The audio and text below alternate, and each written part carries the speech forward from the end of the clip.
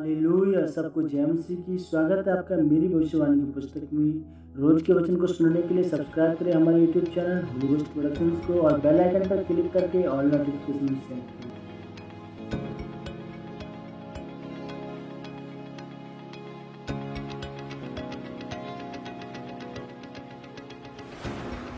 बिना परख आप नहीं बनते, जैसा कि उत्पत्ति 22 उसकी 1 और 2 में लिखा है।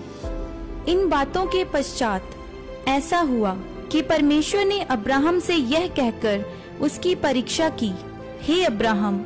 उसने कहा, देख मैं यहाँ हूँ। उसने कहा, अपने पुत्र को अर्थात अपने इकलौते पुत्र इसहाक को, जिससे तू प्रेम रखता है, संग लेकर मोरिया देश में चला जा और वहाँ उसको एक पहाड़ के ऊपर, जो मैं तुझे बताऊंगा, होम बलि करके चढ़ा।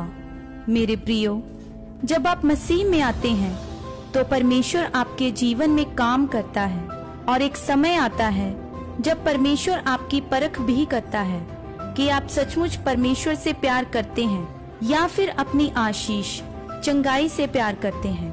लेकिन जब आप परख के दिनों में भी परमेश्वर में बने रहते हैं तो आप अगले स्तर पर जाते हैं और आप वह बनते हैं जो परमेश्वर आपको बनाना चाहता है। बाइबल में जब हम अब्राहम के बारे में पढ़ते हैं तो लिखा है कि परमेश्वर ने अब्राहम को बोला कि अपना घर, परिवार और रिश्तेदारों को छोड़कर उस देश में चला जा, उस देश में जा जो मैं तुझे दिखाता हूँ। और अब्राहम ने वैसा ही किया जैसे परमेश्वर ने उसको बोला था।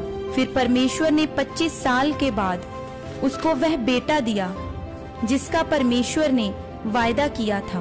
और जब उसका बेटा 12-13 साल का हुआ तो परमेश्वर ने उसको बोला कि अपने बेटे को मेरे लिए होम बलि करके चढ़ा दे। जबकि परमेश्वर इंसानों की बलि नहीं लेता, लेकिन परमेश्वर ने उसको परखने के लिए ऐसा बोला। मेरे प्रियो, जब परमेश्वर ने अब्राहम को यह बोला तो वह अपनी पत्नी को बिना बताए अपने बेटे को होम बलि करने को चला गया।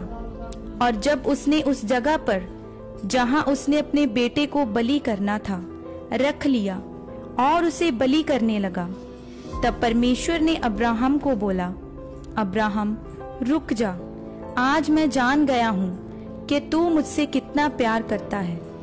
मेरे प्रियो, परमेश्वर ने अब्राहम को बहुत साल परखा और फिर उसको बोला कि मैं जान गया हूँ कि तू मुझसे सचमुच प्यार करता है। जरा सोचें, अब्राहम परमेश्वर को बोल सकता था कि परमेश्वर, जब मैं अपने घर, परिवार को छोड़कर बिना किसी शक के तेरे पीछे हो लिया था, जब 25 साल तक मेरा कोई बच्चा नहीं हुआ और मैं फिर भी तेरे साथ चलता रहा, तो क्या उस समय तुझे विश्वास नहीं हुआ कि मैं तुझसे प्यार करता हूँ? अब्राहम ने ऐसा नहीं कहा, बल्कि चुपचाप परमेश्वर के वचनों पर चलता रहा और अपनी परख में खरा निकला। और तब परमेश्वर ने अपना वायदा उसके जीवन में पूरा किया कि मैं तेरे वंश को रेत के किनकों के समान कर दूंगा। इसलिए प्रभु यीशु मसीह का जन्म भी उसी के वंश में से हुआ और इसीलिए अब्राहम को विश्वासियों का पिता बोला जाता है। आज कुछ लोग ऐसे हैं कि अगर कुछ साल उनके जीवन में परमेश्वर काम ना करे या उनकी प्रार्थनाओं का उत्तर ना मिले तो वे निराश होकर परमेश्वर से दूर हो जाते हैं। इसीलिए वे अपनी आशीषों को नहीं ले पाते।